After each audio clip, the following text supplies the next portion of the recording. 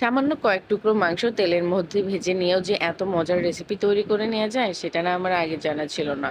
আর এই মাংসগুলো না একটু সময় নিয়ে ভাজতে হবে যাতে করে মাংসটা খুব ভালোভাবে ভেতর থেকে কুকড হয়ে যায়। তারপর ওই একই তেলের মধ্যে প্রথমে আমি পেঁয়াজ বেরেস্তা করে নিব। বেরেস্তাগুলো উঠিয়ে নিয়ে ওই একই তেলে আবার সেম ভাবে আমি কতগুলো রসুন কুচিও ভেজে নিব।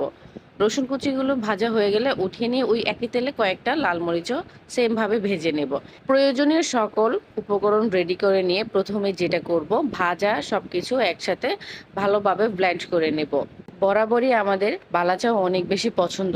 তো যেদিন থেকে আমরা ইন্টারনেটে এই গরুর মাংসের বালাচাওর রেসিপিটা দেখেছিলাম সেদিন থেকেই বলে আসছি যে এই রেসিপিটা তৈরি করব, কিন্তু আহ, বানানো হয়ে ওঠেনি। ফাইনালি আজকে আমাদের বানানো হলো, কিন্তু আজকের ওয়েদারের সাথে যে এইভাবে মিলে যাবে সেটা বুঝতে পারিনি। বাইরে এত পরিমাণ বৃষ্টি হচ্ছে, তার মধ্যে একদম গরম গরম ভাতের সাথে বালাচাও খেতে অসম্ভব মজা লেগেছিল আমাদের কাছে। যার জন্য অন্য কোনো তরকারি দিয়ে না আর আজকে ভাত খেতে ইচ্ছে করছিল না, এতটাই মজা।